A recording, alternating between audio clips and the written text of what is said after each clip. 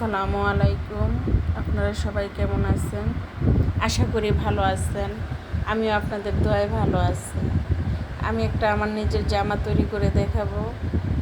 আমি জামাটা ড্রয়িং করে নিয়েছি, ড্রয়িং করে কেটে নিয়েছি।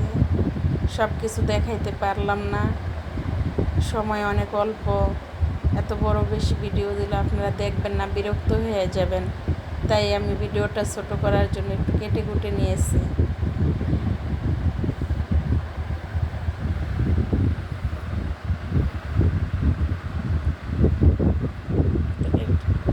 আমার গলাটা ছিল 6.5 ইঞ্চি, আর কাতরা ছিল আপনার 4.5 ইঞ্চি।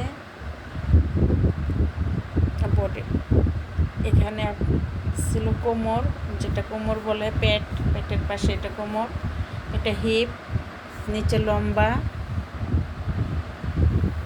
এই হলো জামার কাটিংটা হয়ে গেছে। তো সেলাই করতে বসে পড়ছি। ফার্স্টে হাতগুলো সেলাই করে নিয়েছি, হাত দুটো সেলাই করে জয়েন দিয়ে দিয়েছিলাম।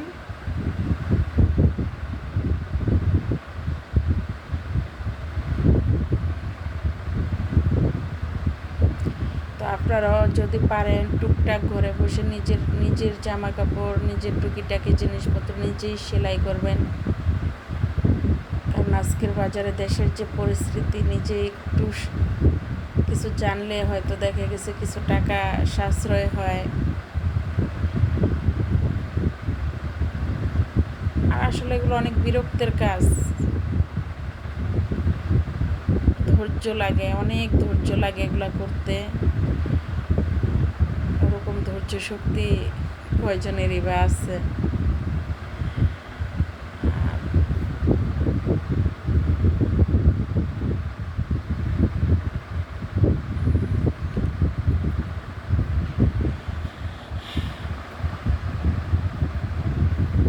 আমি ভিডিওটা অনেক বড় হয়ে যাবে, এই জন্য আমি অনেক কিছু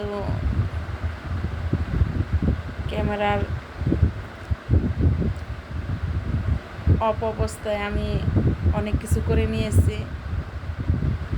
যেরকম গলাটা সেলাই করে হাতগুলা জয়েন দিয়ে দিয়েছি, সাইড সেলাই করে ফেলছিলাম। এখন ওই নিচের যে সাইডগুলো থাকে ওইগুলো সেলাই দিচ্ছি। ওইগুলো সেলাই দিলে আমার জামাটা অলরেডি সেলাই করা হয়ে যাবে। একটা জামা বানাইতে প্রায় 1 ঘন্টার বেশি সময় লাগে। এত বড় ভিডিও তো দেওয়া যাবে না, এত বড় ভিডিও দিলে তো আর কেউ দেখবে না। 2-4 মিনিটের ভিডিও, এটাই অনেকের দেখতে অনেক কষ্ট লাগে।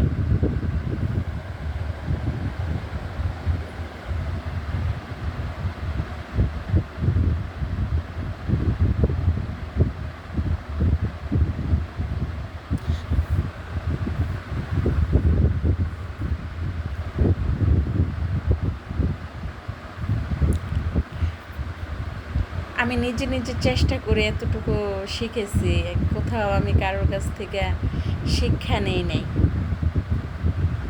আমি নিজে থেকে এইটুকু মানে জামা, নিজের সালোয়ার, জামা, ব্লাউজ, পেটিকোট, তারপরে ছোটোদের ফ্রক, প্যান্ট, নিমা, ফতুয়া, এ ধরনের টুকিটাকি জিনিসপত্র হালকা পাতলা পারি। তো আমার জামাটা তো আপনাদের দেখতে অনেক কষ্ট হয়েছে। আজকে এখানে ভালো হয় নাই করলাম। আপনারাও চেষ্টা করবেন, পারি এইটুকু নিজে সেলাই। আপনারাও ঘরে চেষ্টা করে দেখবেন, ভালো লাগে। আমার ভালো হয়েছে। আল্লাহ।